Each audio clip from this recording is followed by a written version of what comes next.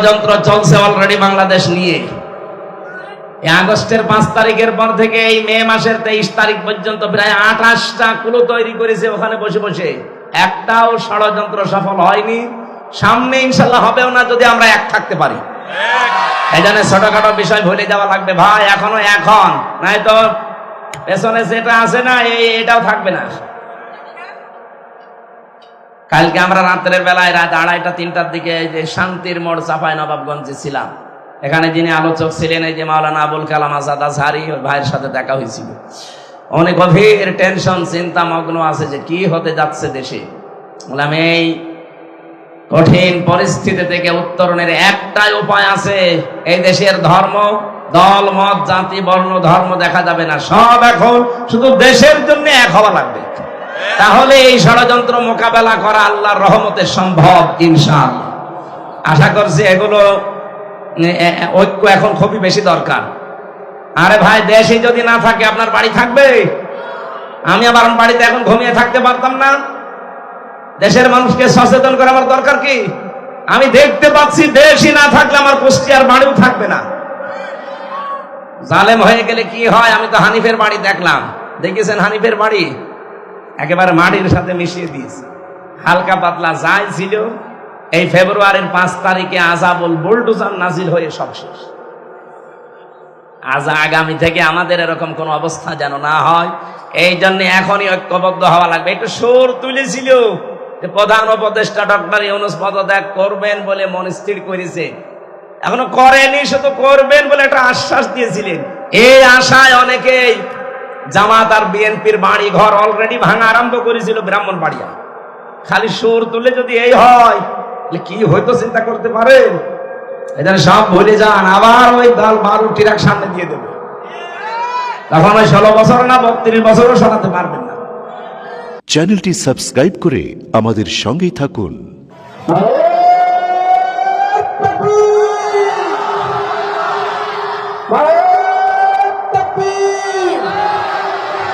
প্রধান বক্তার আগমন, প্রধান বক্তার আগমন,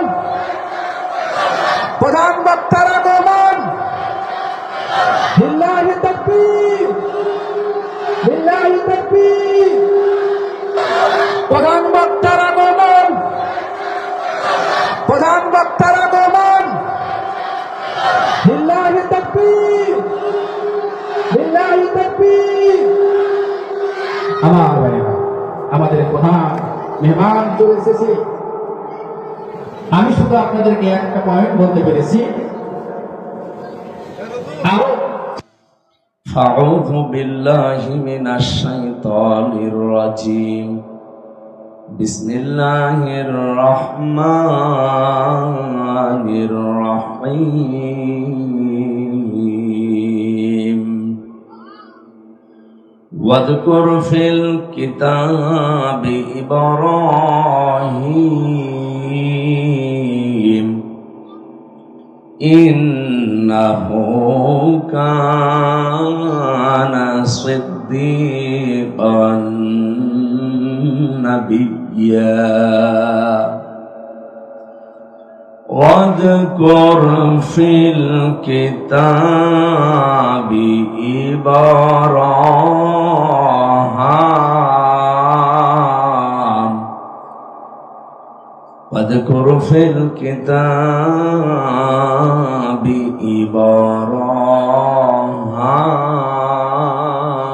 إبراهيم إنه كان صديقا نبيا صدقت يا ربنا اللهم صل على محمد وآله وصحبه وبارك وسلم। আলহামদুলিল্লাহ, চাঁপাইনবাবগঞ্জ জেলার ঘোড়াপাখিয়া ঐক্য পরিষদ তাফসীর কমিটি কর্তৃক আয়োজিত 14তম বাৎসরিক 2 দিন ব্যাপী বিশাল তাফসীরুল কোরআন মাহফিলের সমাপনী রজনীর স্বনামধন্য সভাপতি আলেমে দ্বীন হাফেজ মাওলানা ইউসুফ আলী, মাহফিলের প্রধান অতিথি মা মাটি মানুষের সন্তান, অত্র এলাকার সর্বজন শ্রদ্ধাভাজন ব্যক্তিত্ব বিশিষ্ট ইসলামিক চিন্তাবিদ, রাজনীতিবিদ, ঢাকা মহানগর দক্ষিণের বাংলাদেশ জামাত ইসলামের শ্রদ্ধাভাজন আমির জনাব নুরুল ইসলাম বুলবুল, আতালাল্লাহু উমরাহু ওয়া বারাকাল্লাহু ফি হায়াতি, আমিন। মাহফিলের বিশেষ অতিথি বিশিষ্ট ইসলামী চিন্তাবিদ, শিক্ষাবিদ জনাব শাহজাহান আলী বিশ্বাস, দামাত বারকাতুহুমুল আলিয়া। আলোচনা রাখলেন আপনাদের এই মসজিদের সম্মানিত খতিব হাফেজ মাওলানা আখের আলী আব্দুল আখের। মঞ্চে বসা ওলামা ইকরাম, সামনে বসা মুসলমান ভাইরা, পর্দার আড়ালের সম্মানিতা মা এবং বোনেরা, প্রাণ প্রিয় চাপাই নবাবগঞ্জবাসী, প্রতিকূল এই পরিবেশের ভেতরে কোরআন শোনার জন্য যে আগ্রহ, যে ধৈর্য সহ্য দরকার আল্লাহ আমাদেরকে দিয়েছেন, বলেন আলহামদুলিল্লাহ। জীবনের সব সময় লেগে থাকা দরকার এই কিতাবটার সাথে। এমন একটা কিতাবের কথা আজকে শোনার জন্য এসেছি আমরা। তেলাওয়াতের ভেতরে আপনারা দেখলেন এই কিতাবের নাম আমরা নিজেরাই তেলাওয়াত করব। আল্লাহ তাআলা বলেন ওয়াযকুর ফিল কিতাবি ইব্রাহিম। আমি দুইটা কিরাত পড়েছিলাম, একটা ইব্রাহিম বলেছিলাম আর একটা বলেছিলাম ইব্রাহাম। দুইটাই জায়েজ আছে, কিন্তু আব্রাহাম বলা যায় না, কারণ পৃথিবীতে বহু নবীর নাম ইহুদি খ্রিস্টানরা পাল্টিয়ে দিয়েছে। তার ভেতরে আমাদের জাতির পিতা যিনি হযরত ইব্রাহিম, তার নাম ওরা বলে আব্রাহাম। কি বলে? আমি বাইরের দেশগুলোতে যখন যাই, যে কিছুদিন আগে ছিলাম, ইহুদিদের সাথে খ্রিস্টানদের সাথে মিশলে ওদেরকে যদি বলা হয় যে আপনার নাম কি, নাম বলার পরে যদি বলে আপনার নবীর নাম কি, নবীর নাম ওরা পরিবর্তন করে ডাকে। ইহুদিরা নবীর নাম বলে জোসেফ। জোসেফ মানে মুসা আলাইহিস সালাম। খ্রিস্টানরা তাদের নবীর নাম পাল্টিয়ে বলে যিশু। যিশু মানে ঈসা আলাইহিস সালাম। এই এলাকায়ও খ্রিস্টান আছে, আপনারা তো ভালোই জানেন। এইভাবে আমাদের আল্লাহর পক্ষ থেকে ঘোষণা দেওয়া মুসলিম জাতির পিতা মিল্লাতা আবিকুম ইব্রাহিম হুয়া সাম্মাকুমুল মুসলিমিন। আল্লাহ তাআলা বলেন তোমাদের জাতির পিতা হিসাবে আমি একটা নাম উচ্চারণ করলাম। আল্লাহ নিজে নাম উচ্চারণ করলেন। নাম কি? ইব্রাহিম, ইব্রাহাম। হুয়া সাম্মাকুমুল মুসলিমিন, হুয়ার ফাইল কর্তা দুইজন। একদিকে হযরত ইব্রাহিম হতে পারেন, দুই নম্বরে আমাদের আল্লাহ। তাফসিরে মারিফুল কোরআনে দুইটা নামই আছে। আল্লাহ অবশ্যই আমাদেরকে বানিয়েছেন, সেই হিসাবে প্রত্যেকটি সৃষ্টির নাম তিনি দিয়েছেন। আমাদের নাম তিনি মুসলিম জাতির এই নামটা তিনি দিয়েছেন। হওয়ার দ্বিতীয় নম্বর কর্তা বা ফাইল আমাদের পিতা। যেহেতু পিতা হিসাবে প্রায় 13টা দায়িত্ব পালন করা লাগে সন্তানের উপরে। খালি জন্ম দিয়ে ছেড়ে দিলেই হয় না, কয়টা দায়িত্ব পালন করা লাগে? 13টা। তার 1 নম্বরে দায়িত্ব, সন্তান হলে তার একটা অর্থবোধক নাম রাখা লাগে। আর আমাদের এমন একটা অর্থবোধক নাম আমাদের বাবা দিয়েছে, কি নাম? মুসলিম। বলেন বলেন। আমরা এখানে বহু বাবা আছি, সন্তানের নাম এমন রাখে, ওই নামের প্রভাব জীবনে তখন পড়ে আর কন্ট্রোল করা সম্ভব হয় না। মানুষের নাম কিন্তু মারাত্মক একটা বিষয়। দেখবেন পৃথিবীতে মানুষের নামের প্রভাব তার জীবনে পাওয়া যায়। আমি জেলখানায় থাকতে কয়েকটা শীর্ষ সন্ত্রাসীর সাথে ছিলাম কিছুদিন। ওরা আমাকে প্রথমে নিয়ে ওদের সাথে রেখেছিল। তার ভেতরে 1 নম্বরে ছিল সুইডেন আসলাম। নাম শুনে বোঝা যাচ্ছে যে আল্লাহর ওলি কেমন। এরপরে ডেঞ্জার রাসু, নাম দেখেছেন? ভয়ঙ্কর তাজ। এরপরে ছিল পিচ্ছি আক্তার। না, ছোটখাটো মানুষটা এজন্য পিচ্ছি বলে ডাকতো, কিন্তু এই আল্লাহর ওলি যে কত মানুষকে ওপরে পাঠিয়েছে ও জানে আর আল্লাহ জানে। এইরকম ভয়ঙ্কর মানুষ আজ 25 বছর, 27 বছর, 22 বছর জেলে পড়ে আছে। ওদের ওইটাই দুনিয়া। আল্লামা দেলাওয়ার হোসাইন সাইদি রহমতুল্লাহ আলাইহে উনি একজনের নাম বলতেন না ওয়াজের মাহফিলে, যে মকিম গাজী, নাম শোনেননি? ওনার তাফসির মাহফিলে উদাহরণ দিতে গেলে এই একটা নাম আসতো, যে মকিম গাজী হাইকোর্টের সামনে থেকে পালিয়ে গেছে। পুলিশ যদি তারে ধরে পায়, ওরে কি বাবা খালু মামু বললে ছেড়ে দেবে? ওরে যেভাবে আবার আটক করে নিয়ে যাবে, কিয়ামতে জাহান্নামে মানুষদেরকে আল্লাহ ফেরেশতাদেরকে এইভাবে নিয়ে যাবে। উনি উদাহরণ দিতে গিয়ে মকিম গাজীর নাম বলতেন। ওই সময় ছোট ছিলাম, বুঝি না যে মকিম গাজী আর কি, যে দেখি আসলেই মকিম গাজী 3 বার জেল থেকে পালিয়েছে, 3 বারই ধরা পড়ে গেছে।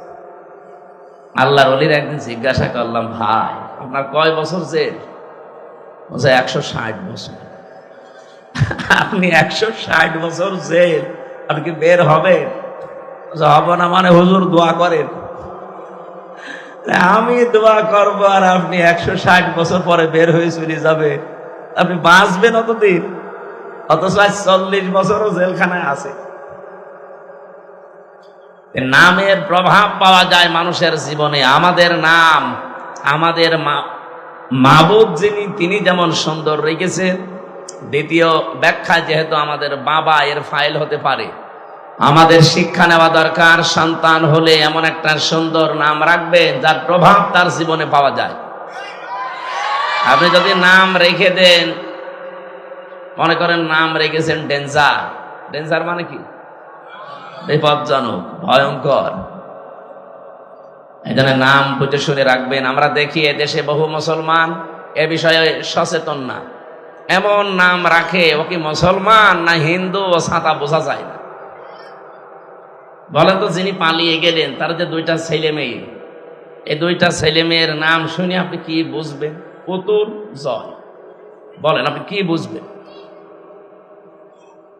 সে কোন জাতি বুঝবেন আপনি? আপনি নিজেই বলেন। একটা অর্থবোধক নাম রাখা যায় না? নিজের নামটা তো ভালোই রেখেছিল। শেখ হাসিনা মানে বুড়ো সুন্দরী। শেখ মানে বুড়ো, হাসিনা মানে সুন্দরী। আসলে তো বুড়ো সুন্দরী। এমনি আমার দাদা পাগল হয়ে গেছে না। বলেন কি আশ্চর্য বিষয়! এই 15.5 বছরে ধোঁকা দিয়ে বোকা বানিয়ে রেখেছিল আমাদের, যে আমাদের স্বামী স্ত্রীর সম্পর্ক। তা আপনার সাথে স্বামী স্ত্রীর সম্পর্ক হয় কি করে? হ্যাঁ, আপনি কি এখনো মুসলমানি দিয়েছেন? আর আপনার যে বয়স, এই বয়সে মুসলমানি দেবেন, আপনি হাজাম পাবেন কোথায়? ওনার যে বয়স, এই বয়সে এখন বুড়ো হাজাম লাগবে না? আপনি ছোটখাটো হাজাম নিয়ে যাবেন, ও লজ্জায় বলবে সি। সুতরাং দাদা যদি এখন এই শেষ বয়সে এসে মুসলমানি দিতে রাজি হয়, তাহলে বুড়ো হাজাম আমরা খুঁজি, উনি মুসলমানি দিক। এরপরে বিয়ের কথাবার্তারা এগুলো নেই। এই হকার এক সাংবাদিক আছে ওই দেশে, ময়ূখ। কিছুদিন পর পরে আমার মনে হয় ওরে পাগলা কুত্তায় কামড় দেয়। কি বলে দেখেছেন? বলছে এ দেশ আর থাকবে না, এ দেশ শেষ হয়ে যাবে। ওই ফেনী চট্টগ্রামের মাঝে যে চিকন বর্ডার আছে, এখান থেকে নাকি সেট করে ওই জায়গাটুকু ওনারা নিয়ে নেবে। আরে ভাই, আপনারা কি যৌতুক নেবে? আর মেয়ে তো পালিয়ে গেছে, যৌতুক কিসে? পালানো মেয়ের কোনো যৌতুক হয়? বিয়ে তো মানি না, জামাইও মানি না, বিয়ে মানি না। বিয়ে জামাই মানবো সেই দিন, সেই দিন অন্তত যৌতুকের জন্য কিছু চাইলে হালকা পাতলা দিতে পারে।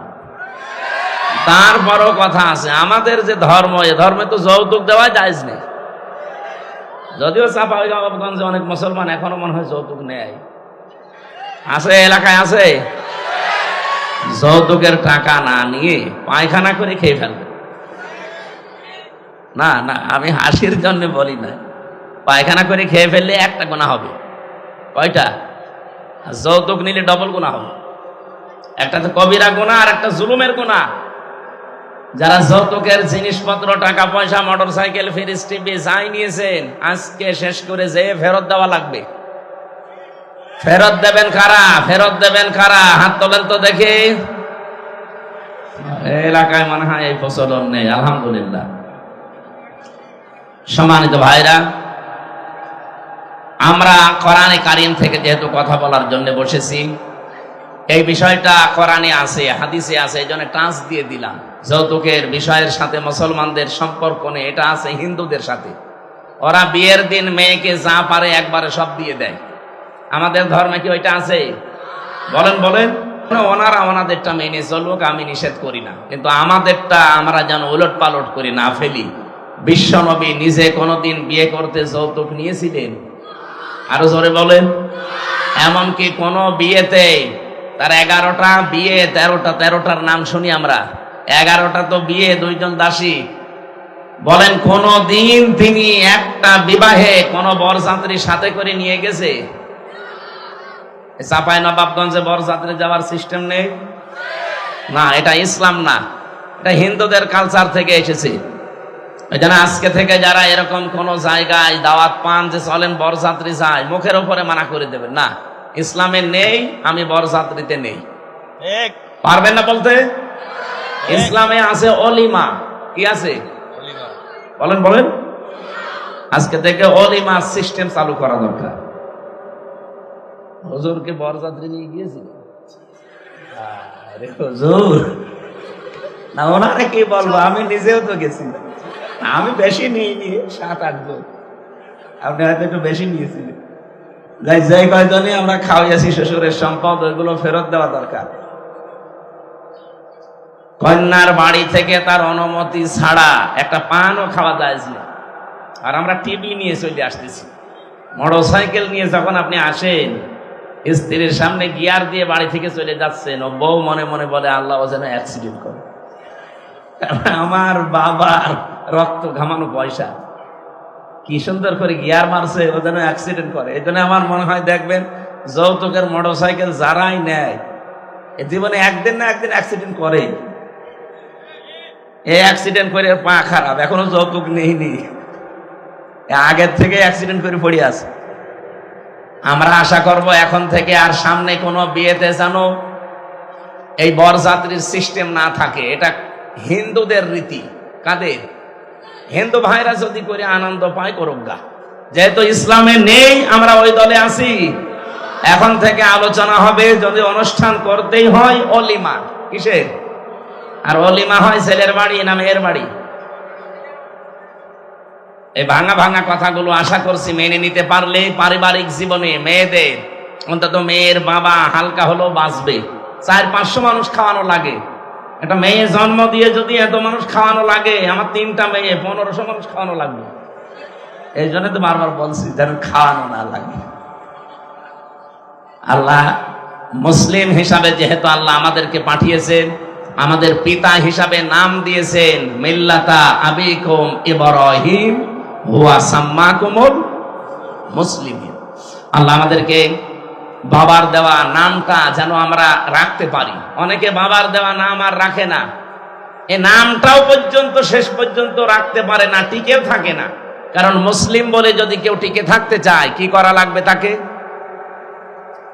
আল্লাহ রাব্বুল আলামিন বলেন সূরা হামিম সিজদার 33 নম্বর আয়াতে আছে, ওয়ামানা আহসানু কাওলাম মিম্মান দাআ ইলাল্লাহ ওয়া আমিলা সালিহান ওয়া ক্বালা ইন্নানি মিনাল মুসলিমিন।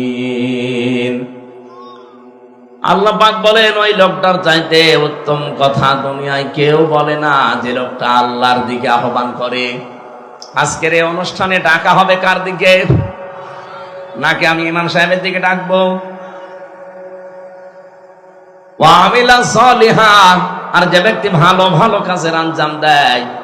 এখানে যে ওয়া আমিলা সালিহা, আমল মানে তো কাজ, আমরা জানি। সালেহ মানে,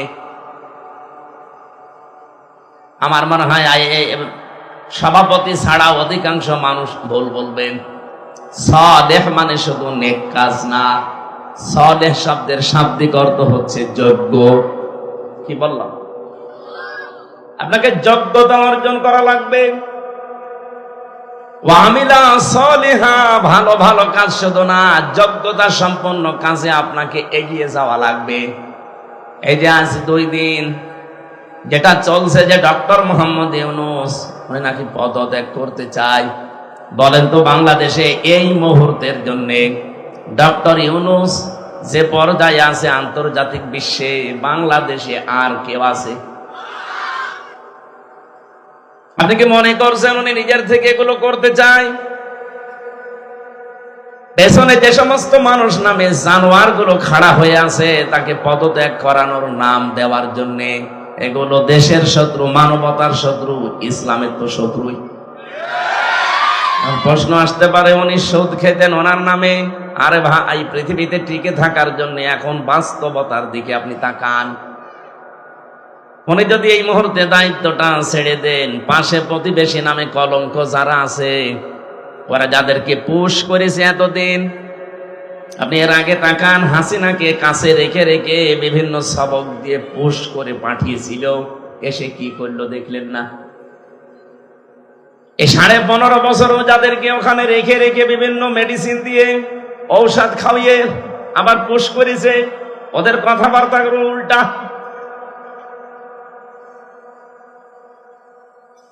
আন্তর্জাতিক বিষয়গুলো মোকাবেলা করার জন্য এই দেশে কেউ এখন জায়গায় দাঁড় হওয়ার মতো নেই।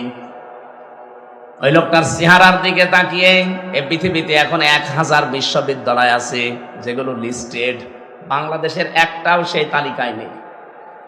আপনার রাজশাহীও নেই, ঢাকা ভার্সিটিও নেই, কুষ্টিয়া বিশ্ববিদ্যালয়ও নেই।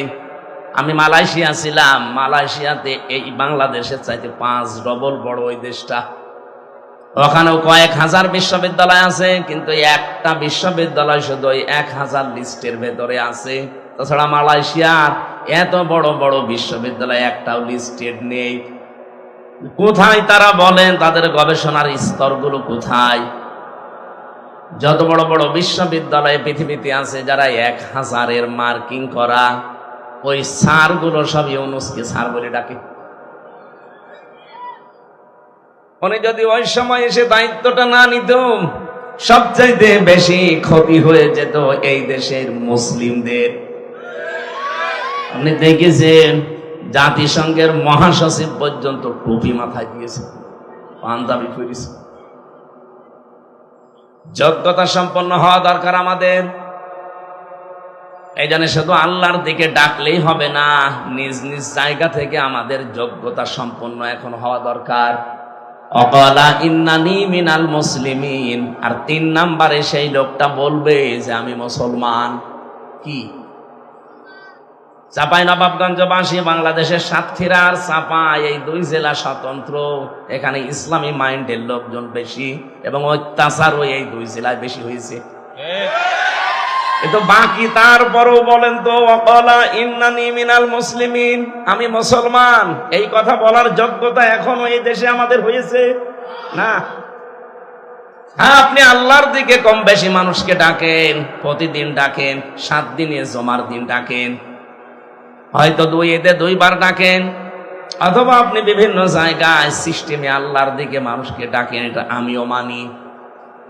ভালো ভালো কাজ যেখানে যা পান হালকা পাতলা হলেও করেন, কিন্তু আয়াতের বিধান তো ছিল 3টা। আপনি আল্লাহর দিকে ডাকবেন, ভালো ভালো কাজের আঞ্জাম দেবেন, আর নিজেকে প্রমাণ করা লাগবে, যে বলা লাগবে যে আমি মুসলমান। এই কথা বলার যোগ্যতা এখন এই দেশে অন্তত আমাদের এখনো হয়নি। কারণ আমি যদি বলি আমি মুসলমান, আমার কাছে ঘুষ থাকবে। আমি যদি বলি মুসলমান, আমার বউ বেপরদায় চলবে। বলি যদি আমি মুসলমান, আমার কাছে জেনা থাকবে। এগুলো নেই। কেউ যদি বলেন আমি কিছু করি না, কে বলেছে আপনি করেন না? আপনি যে বাড়ি বানিয়েছেন, আপনি যে একটা প্রতিষ্ঠান করলেন, এই যে টুপিটা মাথায় দিয়েছি, এই রুমালটা দেখতে সুন্দর মনে হচ্ছে, হাসি রুমাল। এই রুমালটা যে ফ্যাক্টরিতে তৈরি হয়েছে, ফ্যাক্টরির মালিক লোন নিয়েছে ব্যাংক থেকে। এক কথা বলছেন এখানে। যতদিন পর্যন্ত দেশে যাকাত ভিত্তিক অর্থনীতি কায়েম না হবে, ততদিন পর্যন্ত এই দেশে যে যাই করুক, ও হয় ডাইরেক্ট সুদখোর না ইনডাইরেক্ট। কারণ ব্যাংকিং ব্যবস্থার দিকে আপনি তাকান, এটা অর্থনীতি। এই দেশের অর্থনীতিতে আজ পর্যন্ত আমরা কোরআনকে হাদিসকে নিয়ে যেতে পারি নাই। এই জন্য যত ব্যাংক আছে সবগুলো সুদের সাথে জড়িত, কেউ ডাইরেক্ট কেউ ইনডাইরেক্ট। কারণ ইসলামী অর্থনীতির যে পার্টগুলো আমরা জানি ওগুলো অ্যাপ্লাই করতে গেলে মানে না। ইসলামী ব্যাংকে যেগুলো আছে পঙ্খানো মানা সম্ভব না যতদিন রাষ্ট্রে ইসলাম কায়েম না হয়। এই যে মোশারাকা আছে, মোদারাবা আছে, মোরাবাহা আছে, বায়ে সালাম আছে, বায়ে ইস্তেসনা আছে, বায়ে মুআজ্জাল আছে, ওয়াহেদা আছে, প্রায় 28টা নিয়ম আছে ইসলামী অর্থনীতির। এগুলো সব একটা একটা করে কাজে লাগাতে হয়, ব্যক্তি থেকে শুরু করে মাঠ পর্যায় পর্যন্ত। বাকি যে ব্যাংকিং ব্যবস্থায় যারা আপনারা কাজ করছেন, লেনদেন করছেন, সোনালী ব্যাংক, রূপালী ব্যাংক, অগ্রণী ব্যাংক, চৈতালি ব্যাংক আছে, জনতা, চৈতালিও 2 দিন পরে খুলে ফেলবে। এরকম যত ব্যাংকিং ব্যবস্থায় এই দেশে আছে, বলেন তো এখানে সুদ ডাইরেক্ট না ইনডাইরেক্ট? আপনি যে বলবেন আমি মুসলমান, কি করে বলবেন? আপনি ডাইরেক্ট না হলেও ইনডাইরেক্ট। এই রুমালটা, এই টুপিটা যে ফ্যাক্টরিতে বানিয়েছে, সুদের মাধ্যমে টাকা নিয়ে ওই ফ্যাক্টরি থেকে বানানো, আপনি বলছেন আমি তো টাকা নিয়ে কিনে নিয়েছি। আপনি কিনে নিলেন, কিন্তু লোকটা বানিয়েছে কিসের সাথে? মিল করে, সুদের সাথে। বলেন। এই জন্য দেশটা আমরা এমন ভাবে তৈরি করতে চাই যেখানে হালালকে হালাল জানার পর মানা যায়, হারামকে হারাম জেনে ছেড়ে দেওয়া যায়। এই জন্য হাদিস হচ্ছে মান ক্বারাল কুরআনা ফাস্তাযহারাহু ফাহাল্লা হালালাহু ওয়া হাররামা হারামাহু আদখালাহুল্লাহুল জান্নাহ। এই পৃথিবীর ময়দানে যে ব্যক্তি কোরআন পড়ে আর কোরআনকে ইজহার করার জন্য চেষ্টা করে, এখানে ইজহার শব্দের বাংলা অর্থ হচ্ছে বিজয় করা। কোরআনকে পড়ার পরে যারা কোরআন বিজয় করার জন্য চেষ্টা চালাবেন, এই শব্দের ব্যাখ্যা করতে গেলে এই এলাকায় বহু মানুষ আছে তারা উল্টাপাল্টা ফতোয়া দেয়। আমি যখনই বলি যে আমি কোরআন পড়ি এবং কোরআনকে আমি ইজহার করার জন্য চেষ্টা করি, কোরআনকে আমি বিজয় করার জন্য চেষ্টা করি, কিছু মানুষ দেখবেন তারা ফতোয়াবাজি করেছে এটা ধর্ম ব্যবসা, এটা ধর্মের নামে রাজনীতি। এটা ধর্ম ব্যবসা না ধর্মের নামে রাজনীতি আপনার কাছে শেখা লাগবে আমার। আমি কোরআনের উপরে অনার্স মাস্টার শেষ করেছি। আপনার পেটে বোম মারলে যদি আপনি কোরআনের একটা আয়াত আমার সামনে শুদ্ধ করে ওই 7 কিরাত দিয়ে পড়তে পারেন, আমি এই মুহূর্তে আপনাকে মিষ্টি খাওয়াবো। 7 কিরাত লাগবেন, আপনি 1 কিরাতে পড়েন তো দেখি। আমি তো 7 কিরাতেই কোরআনের আয়াত পড়তে পারবো একটা একটা করে, আপনি 1 কিরাতে পড়েন দেখি। একটা আয়াত শুদ্ধ করে বলতে পারেন না, ওর ভেতরে ব্যাখ্যা বিশ্লেষণ কি আছে জীবনে পড়েন উনি। তাহলে বাংলা অর্থ পড়ে আপনি বিশাল মুফতি হয়ে বসে আছেন। আমি যখন এই শব্দের ব্যাখ্যাগুলো করতে চাই, হ্যাঁ মাওলানা হয়তো বলবে ফাস্তাযহারু মানে ইজহার মানে স্পষ্ট করা, ইজহার মানে ওটা ওই যে নুন সাকিন মিম সাকিনের কায়দা যখন পড়াই তাসবিহে তখন আমরা পড়াই যে ইজহার মানে স্পষ্ট করা। কিন্তু ব্যাখ্যা করার সময় আপনি হাদিসের টিকাগুলো দেখবেন, ওখানে ইজহার মানে বিজয় করা, ইজহার মানে দাঁড় করানো, ইজহার মানে কায়েম করা। 33টা অর্থ আছে কমপক্ষে। কেন ইজহার শব্দের অর্থ এখানে শুধু স্পষ্ট করা দিলে হবে না, বিজয় করা ধরা লাগবে কেন? এরপরে 2টা শব্দের ব্যাখ্যা আছে। নবীজি ইজহার বলার পরে 2টা শব্দ দিয়েছেন, এটা বলার আগে আবার মাঝখানে ফা দিয়েছেন। এটা যদি বিশ্ববিদ্যালয়ের ক্লাস হতো আমি আরো ডিপলি ভেতরে যেতে পারতাম, কারণ এমনও মানুষ বসে আছে যে ফা কি ও বুঝেই না। ওইটার ব্যাখ্যা করা আমার দরকার না, আমি শুধু একটা ইঙ্গিত দিলাম। ফা শব্দটা আরবি গ্রামার অনুযায়ী প্রায় 19টা অর্থে ব্যবহার হয়। এখানে যে ফা নবীজি দিয়েছেন, ফা যদি বাদও দিতেন আমি আলেম যারা আমরা অর্থ করতে পারতাম, কিন্তু ফা দিলেন কেন? হযরতে আবু হুরায়রা রাদিয়াল্লাহু তাআলা আনহু বলেন, বিশ্বনবীর কাছে আমি একবার শুনলাম মান ক্বালা লা ইলাহা ইল্লাল্লাহ ফাদাখালাল জান্নাহ, বুখারী শরীফের হাদিস। হযরত আবু হুরায়রা বলেন, কথা শোনার পরে আমি দৌড় দিয়েছি, যারে সামনে পায় তারই বলি যে লা ইলাহা ইল্লাল্লাহ বললে আল্লাহ তাকে জান্নাত দিয়ে দেবে। যে শোনে আমাদের মতো যারা আবেগওয়ালা মুসলমান বলে আলহামদুলিল্লাহ সুবহানাল্লাহ। পড়েছে হযরত ওমরের সামনে, তিনি জিজ্ঞাসা করলেন মান ক্বালা, কে বলেছে এই কথা? তিনি বললেন বিশ্ব নবীর কাছে শুনে আসলাম, তিনি এখনো পর্যন্ত মসজিদে নববীতে বসা। বললেন চলো দেখি নবীর কাছে। আল্লাহর নবীর কাছে গিয়ে বলে, হে রাসূল আপনি এই কথা বলেছিলেন? নবীজি বললেন নাম, হ্যাঁ আমি বলেছি। হযরত ওমর বিচক্ষণ ছিলেন, আমাদের মতো আবেগওয়ালা না, তালে মাতাল না। উনি বললেন, হে নবী আপনি কেন বললেন এই ফা শব্দটা? আপনি তো বলতে পারতেন মান ক্বালা লা ইলাহা ইল্লাল্লাহ দাখালাল জান্নাহ, যে ব্যক্তি লা ইলাহা ইল্লাল্লাহ বলবে সে জান্নাতে চলে যাবে। ফা দিলেন কেন মাঝখানে? নবীজি বললেন ফা এর ব্যাখ্যা হচ্ছে আইয়ুহাযিরা মা হারামাল্লাহ, যে ব্যক্তি লা ইলাহা ইল্লাল্লাহ পড়বে আর হালালকে হালাল হারামকে হারাম জেনে ছেড়ে দেবে, এই লোকটা জান্নাতে যাবে। ফা শব্দটা কত গুরুত্বপূর্ণ আপনি লক্ষ্য করেন। মান ক্বারাআল কুরআনা ফাস্তাযহারাহু বলার পরে নবীজি কিন্তু শেষ করে দিতে পারতেন। ফা তো একবার বললেনই যে ফাস্তাযহারাহু, শব্দটা ছিল ফা, ইস্তাযহারাহু কেন ফা দিলেন মাঝখানে? আবার দ্বিতীয় পয়েন্টে দেখেন ফা হাল্লা হালালাহু ওয়া হাররামা হারামাহু। ফা দেওয়ার যে 19টা অর্থ আছে, এর একটা অর্থ এই, উপরে বর্ণিত কোনো বিষয় যদি আপনি সত্যি জীবনে করেন, পরের যে উপকার বা ক্ষতি আসতেছে এটা মাস্ট বি আপনার জীবনে হবে। প্রথম দুইটা শব্দ কি ছিল? কোরআন যে পড়ে আর কোরআনকে বিজয়ী করার জন্য চেষ্টা চালায়। কারণ কোরআন যেখানে বিজয়ী থাকে সেখানেই হালালকে হালাল আর হারামকে হারাম জেনে ছেড়ে দেওয়া সম্ভব হয়। এই কথা বললেন না কেন? কোরআন বিজয় না থাকলে আপনি হালালকে হালাল জেনেও মানতে পারবেন, হারামকে হারাম জেনেও ছেড়ে দিতে পারবেন না? পারবেন না। এই 54 বছর আমরা পারছি না। কত উদাহরণ আছে বাংলাদেশে। এই যে চাঁপাই নবাবগঞ্জের কোর্টে যান, কোর্টের ইট পর্যন্ত টাকা চাই। এই ঘুষ এখন আর ঘুষ নেই, এখন তো নাম পাল্টিয়ে দিয়েছে হাদিয়া, বকশিশ।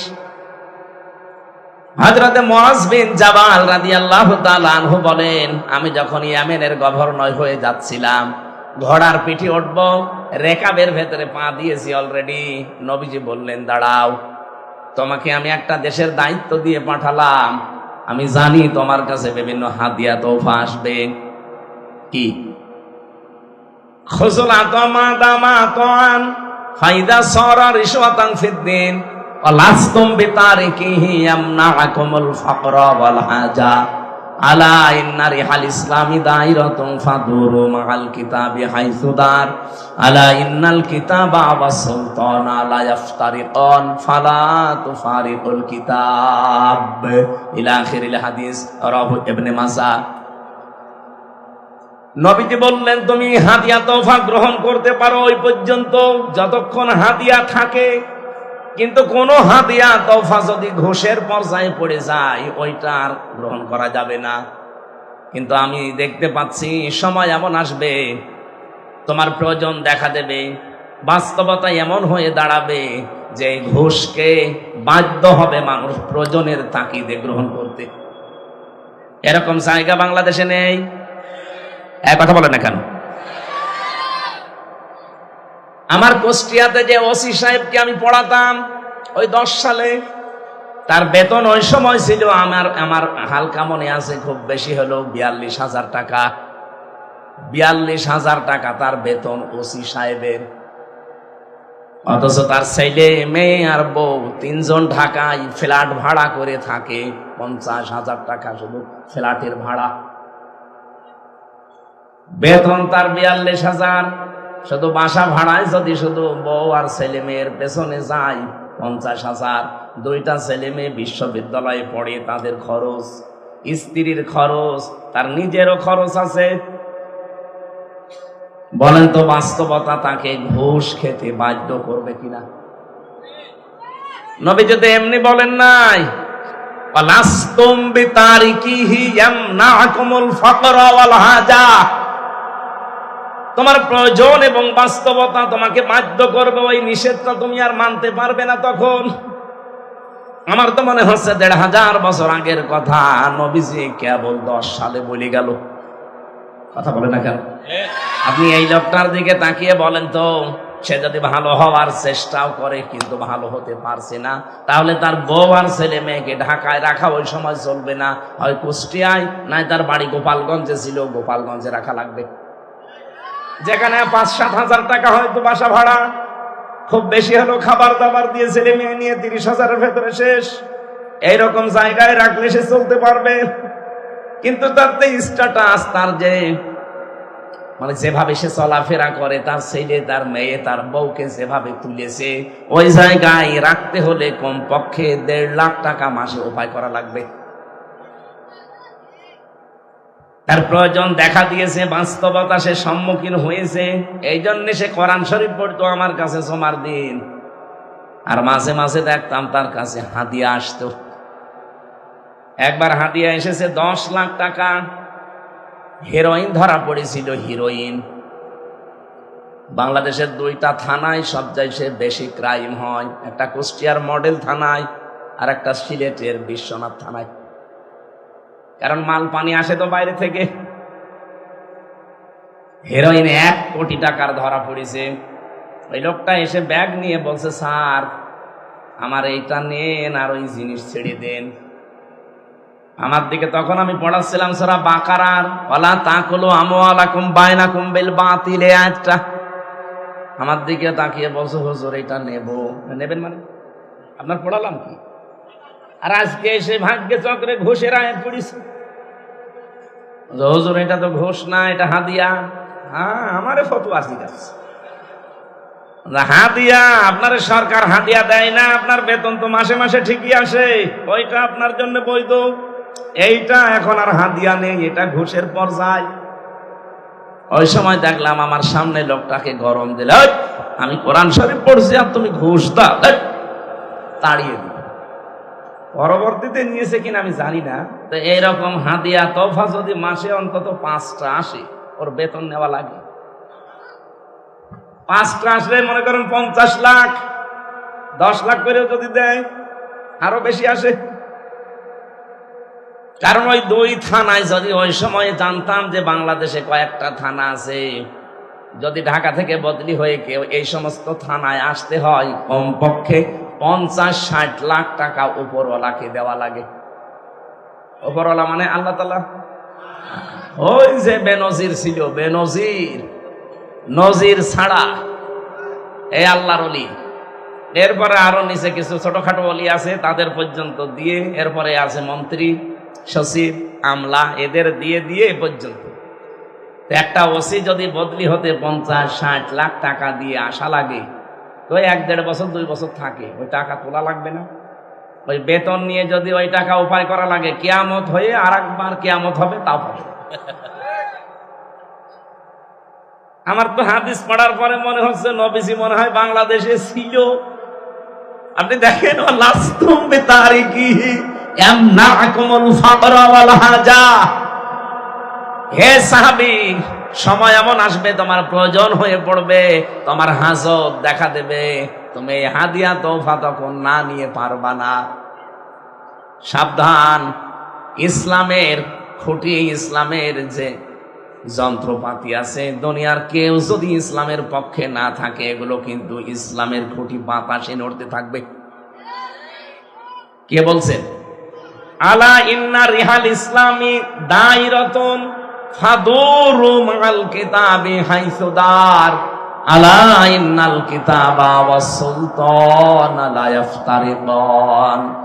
অতি শীঘ্র এমন কিছু মানুষ দুনিয়াতে আবির্ভাব হবে, তারা বলবে কোরআন শরীফ আর রাজ্য রাজনীতি আলাদা। এই চাপাই নবাবগঞ্জে বলে নাই? এই কথা বলা লাগবে। আপনার যে বিষয়ে জ্ঞান নেই, আপনি মুখ খুললেন কেন? ওয়ালা তাকফু মা লাইসা লাকা বিহি ইলমুন, যে বিষয়ে জানো না কথা বলবা না। কে বলছেন? বলেন বলেন। ইন্নাস সামআ ওয়াল বাসারা ওয়াল ফুআদা কুল্লু উলাইকা কানা আনহু মাসউলা। তোমার অন্তর, তোমার কান, তোমার চোখ কিয়ামতের দিন সব আমার আল্লাহর কাছে জিজ্ঞাসিত হবে। যে বিষয়ে জানো না ও বিষয়ে কথা বলা জায়েজ নেই। এ ফতোয়া কার? আপনি কোন কারণে বলতে গেলেন যে কোরআন শরীফ আর রাজ্য রাজনীতি আলাদা? 618 জায়গায় আমি কোরআন দিয়ে রাজনীতি করা লাগবে, 918 জায়গায় আমি পেয়েছি। আমার চাইতে যারা বড় বড় মাথা আলাও আছে তারা তো আরো বেশি পাবে। আপনার শুধু মাথায় আছে, মাথার ভেতরে মনে হয় মগজ নেই, শুধু গোবর আছে। এই কারণে আপনি এই কথা বললেন। শেষের কথা ছিল কি? ফালা তুফারিকুল কিতাব, সাবধান, কিতাবের রাজনীতি থেকে জীবনেও তোমাকে আলাদা করবা না। কারণ তুমি একটা দায়িত্ব নিয়ে যাচ্ছ দেশের, একটা এলাকার। চাঁপাইনবাবগঞ্জবাসী যে কথা বলতে চায়, কোরআন যদি এই দেশে এজহার না হয়, বিজয় না হয়, আল্লাহর কসম আপনি হালালকে হালাল জেনে মানতে পারবেন না, হারামকে হারাম জেনে আপনি ছেড়েও দিতে পারবেন না। বাস্তবতা, প্রয়োজন এবং হাজত আপনাকে বাধ্য করবে। আমার এই গাড়িটা এই চাপাই থেকে যদি আমি রাত 11:30টায় এখানে ছেড়ে দেই, কুষ্টিয়া পর্যন্ত যেতে কমপক্ষে 3-4 জায়গায় আটকাবে পুলিশে। সব ঠিক আছে, গাড়ির কাগজপত্র, ড্রাইভিং লাইসেন্স, গাড়ির রোড পারমিট সব ওকে, ড্রাইভারের ড্রাইভিং লাইসেন্স আছে। তারপরেও কাজ খুলে দিলে বলবে হুজুর দোয়া চাই। যদি বলি দোয়া করে আসলাম, না, যে দোয়া নিয়ে আসলেন ওই দোয়া দিয়ে যান। এখন যেহেতু তারা রাত জেগে আছে, বলেন তো যদি 1000-2000 করেও দেওয়া লাগে, 7-8 জন করে থাকে, 2000 করে যদি 1-5 জায়গায় দেওয়া লাগে, খালি দোয়াই দেওয়া লাগবে 10,000। এখন ওদের উপর রাগ করেই করবেন কি? ওরা বলে ফেলে হুজুর রাগ করবেন না, কারণ এই দোয়া শুধু আমরা একা নেই না, এই দোয়া আবার উপরে দেওয়া লাগে। এরকম যতগুলো গাড়ি থেকে আমরা দোয়া পাই, অতি রাতে যদি অন্তত 50,000 টাকা দোয়া পাই, উপরে আমার 30,000 চলে যায়, আর আমরা এই ছোটখাটো গুলো 20,000 দোয়া খাই। এখন ওরা যদি চেষ্টা করে যে না আমি ওইসব ঝামেলাই নেই, আমি লা ইলাহা ইল্লাল্লাহ, কাউকে কিছু বলবো না, কোনো গাড়ি ধরবো না, হবে? গাড়ির চাকরি থাকবে না এমন জায়গায় বদলি করে দেবে, পুলিশ লাইনে রেখে দেবে, তাক সুবহানাল্লাহ পড়। না, হচ্ছে না। যতদিন কোরআন বিজয় না হবে আপনি পারবেন না। আর এইটার জন্যই এত কথা বলা হয়, আর আপনারা উল্টা দিকে নিয়ে যান। এত দরকার কি? আরে দরকার কি? 54 বছরে দেখতে পাচ্ছেন না? এখনো পর্যন্ত বলার সৎ সাহস আমাদের হয়নি যে আমি মুসলমান। কারণ আমি মুসলমান এই কথা বললে আমার বউ জীবনও বেপরদায় চলবে না। আমি মুসলমান এই কথা বললে আমার ব্যবসা সুদের সাথে জড়িত হবে না। সে পরিবেশ এখনো হয়েছে। একটা ছাগল বিক্রি করতে চাই, তারপরও মানুষকে চাঁদা দেওয়া লাগে। এই দেশে এখনো আমরা আছি। এটা না আমাদের নাম যে বাবা রেখেছিল কি? হরে কৃষ্ণ হরে রাম। কি রেখেছিল? হুয়া সাম্মাকুমুল মুসলিমিন। আমি তোমাদের নাম সন্তান হিসাবে, জাতি হিসাবে রেখে দিলাম কি? মুসলমান। সুতরাং মুসলমান এই পরিচয় দেওয়ার মতো যোগ্যতা এখনো আমাদের দেশে কারোরই হয়নি। এই যোগ্যতা আমরা তৈরি করতে চাই। 56,000 বর্গ মাইল এই কোরআন দিয়ে যখন চলবে, কোরআন যখন বিজয় থাকবে, তখন বুক ফুলিয়ে বলা যাবে যে আমি মুসলমান। এই কথা আমরা বলতে চাই না। এইটা যদি কেউ বাধা দিতে আসে, সে ইসলামের শত্রু, মানবতার শত্রু, আমারও শত্রু। আর ও জান্নাতে যেতে চায় না, আমারও যেতে দিতে চায় না। জান্নাতে যাওয়ার বাধা হয়ে যারে দেখবো, হযরতে ওমর যেমন, হযরত ওমরের বাবা এসে শুধু মুহাম্মদ রাসূলুল্লাহর বদনাম করছিল, তিনি 1 বার 2 বার 3 বার নিষেধ করলেন যে বাবা খাত্তাব, আপনাকে আমি সম্মান করি, কিন্তু নবীজির ব্যাপারে কথা বলবেন না। তারপরও যখন বারবার নবীজিকে গালি দিচ্ছিল, এক কোপ দিয়ে বাবার এই কল্লা আলাদা করে ফেলেছে। এই দেশে আমার মনে হয় এখন ওমরের মতো ভূমিকায় আমাদের আসা দরকার। ইসলাম নিজে মানেন না, মানতেও দিতে চান না। জান্নাতে যাওয়ার বাধা হয়েছে দাঁড়াবে, বাপ হলেও ছাড়বো না।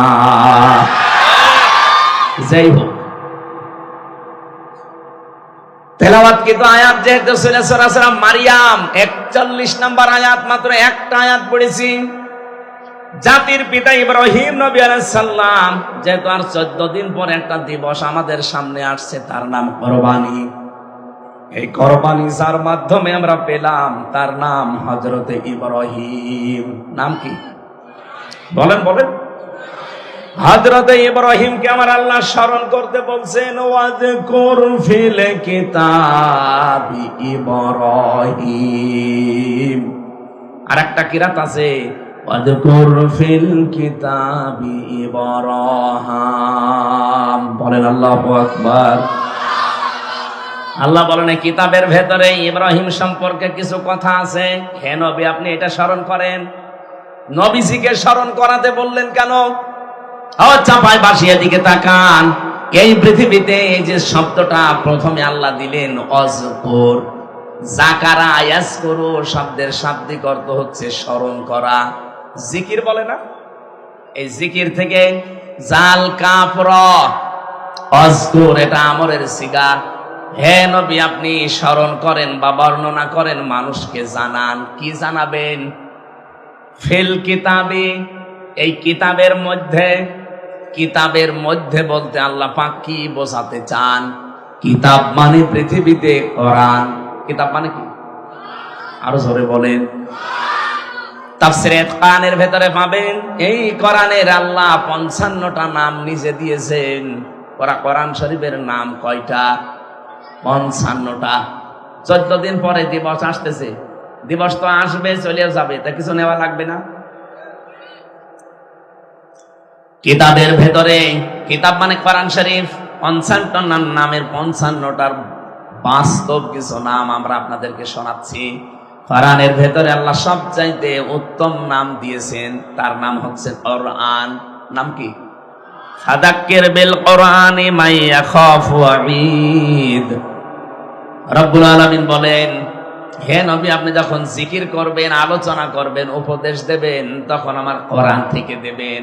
মান ইয়াখাফু ওয়াঈদ, সয়াড মনীষাড or by the holy Quran, him who fears my threat. যার ভেতরে আল্লাহর ধমকের ভয় আছে, কোরআনের উপদেশ শুনলে তার কাজ হবে। কোরআনের প্রথম নামই কোরআন। 2 নাম্বার নাম হচ্ছে আল কিতাব, যেটা আমি আজকের আয়াতের ভেতরে দ্বিতীয় শব্দে পেয়েছি। 3 নম্বরে কোরআনের নাম হচ্ছে ফুরকান।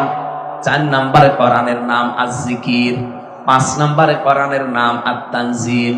6 নম্বরে কোরআনের নাম মুবিন। 7 নম্বরে কোরআনের নাম নূর। 55টা নাম আমি পড়েছিলাম তাফসীরে খানের ভেতরে। অন্যতম গুরুত্বপূর্ণ নাম হচ্ছে আল কিতাব। কি কিতাব? শুধু কিতাব আল্লাহ দেয়নি, আলিফ লাম লাগিয়ে নির্দিষ্ট করে দিয়েছেন। এটা দিয়ে বোঝাতে চাই পৃথিবীতে একটাই মাত্র কিতাব আছে, তার নাম কোরআন। আর দুনিয়ায় যত কিছু পান সব হচ্ছে এই কিতাবের ব্যাখ্যা। তাহলে হাদিস এবং যত দুনিয়ায় যত বই লেখা আছে সবগুলো হচ্ছে কোরআনের ব্যাখ্যা। কোন কিতাব কোরআনের শব্দ থেকে গবেষণা করে হয়তো লেখা। আমি আমার গাড়িতে 4টা কিতাব আজকে আমি জেলখানায় থাকতে লিখেছিলাম, 2টার বাইরে থাকতে 2টা। এগুলো সব কোরআনের শব্দের উপরে ভিত্তি করে লেখা। মেয়েদের সম্পর্কে, দাম্পত্য জীবনের যে কলহ, মানুষের এই যে স্বামী স্ত্রীর গন্ডগোল লাগে, কেন এর সমাধান করতে হয়, না হলে সংসার টেকে না। কি কি কারণে গন্ডগোল হয় আর কেন, এগুলো কিভাবে পদ্ধতি আছে। আপনার এখানে ফো দিয়ে হবে না, ওই পদ্ধতিগুলো অ্যাপ্লাই করলে পরিবারে শান্তি নেমে আসবে। ওইগুলো একটা শব্দের ব্যাখ্যা করতে গিয়ে লিখেছিলাম সূরা আহজাব 33 নম্বর আয়াতে তাবাররুজ শব্দটা দিয়ে। তাফসিরে এটা খাজেন থেকে নিয়েছি বেশি, 120 পৃষ্ঠা আমি লিখেছি পরিবার নিয়ে। কারণ জেলে যাওয়ার পর এটা আমি উপলব্ধি করতে পেরেছি যে অনেক মানুষ জেল খাটতেছে শুধু বোর কারণে। হয় বউকে তালাক দেওয়ার কারণে, অথবা যৌতুকের কারণে, অথবা মারধর করার কারণে, অথবা মেরে ফেলেছে এই কারণে। এখনো পর্যন্ত সে জল্লাদ আছে ঢাকায়। এই কিছুদিন আগে যেটা মরে গেল শাহজাহান জল্লাদ, ওইটার পরে আর একজন দায়িত্ব পেয়েছে, ওর নাম ইলিয়াস জল্লাদ। মাঝে মাঝে আমার ফাঁসির কন্ডেম ছেড়ে এসে আমার জিজ্ঞাসা করতো, হুজুর আর পারি না। কেন? আপনি তো ভালো জায়গায় আছেন, আপনি তো জল্লাদ। কারণ একটা ফাঁসি দিলে আপনার 4 মাস মাপ, আর আমাদের তো কোনো মাপ নেই। আজ 22 বছর জেল খাটতেছে। অপরাধ কি করেছিলেন? বলছে আমি সৌদি ছিলাম, 17 বছর সৌদি আরবে কাজ কারবার করে দেশে এসে বিয়ে করলাম। গেছি হয়তো 20 বছর বয়সে, 17 বছর ছিলাম। কত বছর হয়? 37। এসে হয়তো 38-39 বছরে বিয়ে করেছি। বিয়ের বছরে আমার বর সাথে আমার মার সাথে মিল নেই। কিছু মাকে দিলে বর মন পাওয়া যায় না, আর বউকে কিছু দিলে মার বোন শুধু খাবো খাবো করে। এরকম পরিবার দেশে নেই। আজ হাজারো পরিবারে আমার মনে হয় বউ আর শাশুড়ির এই ছোট মনের কারণে আমরা অনেক স্বামী মানসিক রোগী হয়ে যাচ্ছি।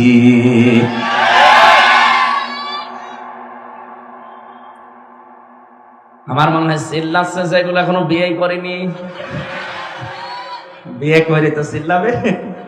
এখনো তো বেড়ার কলে থাকেননি, বেড়ার কলে থাকবে তারপরে তো চিল্লাবে। মা বোনেরা, আমার মনে হয় মেয়েরা এসেছে। সম্মানিত মা বোনেরা, শুধু নামাজ পড়া রোজা রাখার কালো বোরকা পরা ইবাদত না। আপনার কারণে যে আপনার স্বামীটা আজ মানসিক রোগী হয়ে যাচ্ছে, টের পাচ্ছেন আপনি? আপনার কথা মতো চলতে গেলে মা বাবার মন পাওয়া যায় না, মা বাবার কথা মতো চলতে গেলে আপনার বিছানায় পাওয়া যায় না। কথা বলেন না কেন? এখন ও লোকটা করবে কি? শেষ পর্যন্ত ধুকে ধুকে ওই পলাশ সাহার মতো নিজের অস্ত্র নিজে মাথায় রেখে মরে যায়। কত মরে গিয়েছে, তাক বেঁচে গেল। মরে গেলে তার বেঁচে যায় না, তার তো যাক গেল, ওর জীবনে আর কিছু নেই। কিন্তু আমরা যে পলাশ সাহা ছিল এএসপি, আমরা এরকম বহু স্বামী আছি, মানসিক যন্ত্রণায় মৃত মানুষের মতো বেঁচে আছি। সম্মানিত মা বোনের রেকর্ড হচ্ছে, সারা দুনিয়া যাচ্ছে। মা বোনদেরকে হাতে পায়ে ধরে বলছে, আমি আপনাদের খুব ভালোবাসি। কিয়ামতের দিন হাজারো মেয়ে লোক জাহান্নামে যাবে শুধুমাত্র এই ছোট মনের কারণে, ছাড় দিতেই পারে না। মা যারা বসে আছে, মা যদি মনে করে আমার ছেলের জন্য, আমার বেটার বউকে আমি একটু হালকা ছাড় দিলাম, কি আসে যায়, শান্তি সুখ যত আপনার ছেলে পায়, একটু আপনার সমস্যা কি? বউ যদি মনে করে না, আমার স্বামী এই 25-30 বছর পর্যন্ত ওর মা বাবাই তোর পেছনে শ্রম দিয়েছে, আমি তো আর ছিলাম না,